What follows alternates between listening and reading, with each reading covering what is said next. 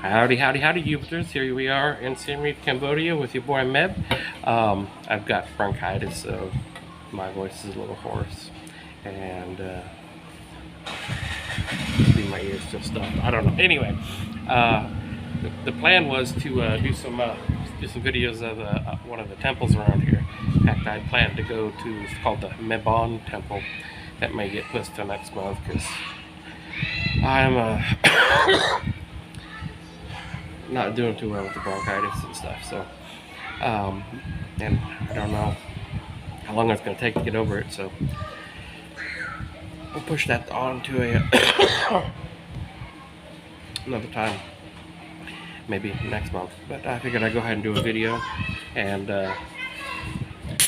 tell you about the Tigris and Euphrates rivers. So this is an army story, by the way, guys. So when I was in Iraq, on occasion we would drive over the Tigris and Euphrates River, and in the driver's seat you don't really get to see a whole lot of it, but the one time that I did do the gunning, it's quite a beautiful water system. I mean, you can see it from the side a little bit, but actually driving over the bridge as being a gunner in that position, it's actually quite beautiful. For those of you who don't know the religious aspects of the Tigris and Euphrates, it has some biblical context. So if you're interested in that, I suggest do some research on that. But it's while in Iraq, I mean, just getting to see it's a really beautiful river. With that said, at the time, Iraq was very dirty. When I say dirty, you would drive around and you see trash, and there would be areas if they had some type of sitting water that would have this weird stench, and you see people just pouring crap out on the streets for whatever reason. I guess washing the dishes, going to the bathroom, and just out on the streets. But it's an extreme contrast between this beautiful river system and how the people were living. Does it remind me of Cambodia a little bit? A little bit, yeah. A lot of some of the stinky waterways they have. Yeah, I probably shouldn't be drinking the Coke, but I need the caffeine. And if I drink coffee, all I have is the instant ones, and add the cream on top of the bronchitis is asking for trouble. So anyway, the contrast. I mean, you'd have this beautiful waterway, and then like right next to you see humps of trash, and it was kind of drawing for my senses. But regardless, the Tigris and Euphrates rivers were very beautiful. Yeah, I just looked at them, and hopefully, now that it's been several years, they've cleaned up a bit. So hopefully they have.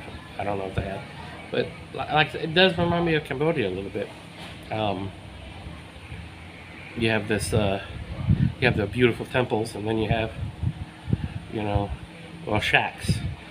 It's kind of interesting, and it's kind of extreme in some places where you're like driving around in Cambodia, and you have these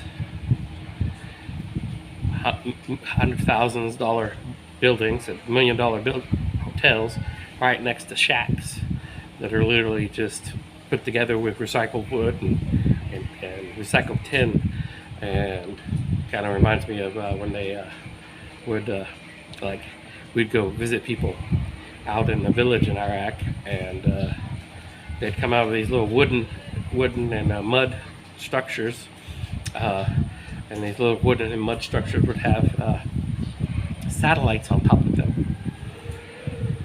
So yeah, they were choosing, and guy come straight out of there looking, dressed to the nines in a really nice outfit, having a cell phone, and yet he's living in a mud shack.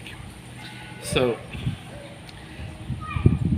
you have those extremes. You have those extremes here. Like I said, you can go some places where they've got really, really nice houses, and right next to them are little shacks. Here in Cambodia, they don't really do a whole lot of the mud building. Most of the shacks you see around here will either be made out of, the really old ones will be made out of wood, and the newer ones will be like the roof, like the aluminum siding or steel siding, the sheets, you know. So it's interesting just to see how it works. But a lot of the houses around here are like stonework. They use a lot of brick here in Cambodia, which I would assume is better than the mud buildings in Iraq. But you know, I guess people do use what they got. But it's just kind of it's a shock to kind of think about it, you know. Kind of see the extremes of poverty and people choosing, you know, different necessities over, you know, kids running around with no shoes on, but daddy's running around in an SUV in Iraq. So it's different.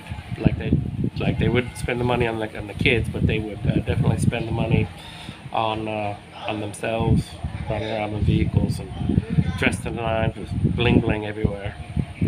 It was just kind of shocking. One particular moment I remember is so this kid had a lollipop, and they dropped it in the dirt and picked it up and put it right back in their mouth. Didn't spit, do nothing. They just kept eating it. So gross. Anyway, that's my army story for a little bit, and in comparison to Cambodia. I think Cambodia is a much better place. But the Tigris and Euphrates were a rather beautiful river, strong flowing river as well. Whereas here in Siem Reap, at least, that river is not very strong. Although if you go up to Kulan Mountain, it's got some flow to it. So yeah, so there's my army story. Peace, love, and chicken grease, and as always, like and subscribe.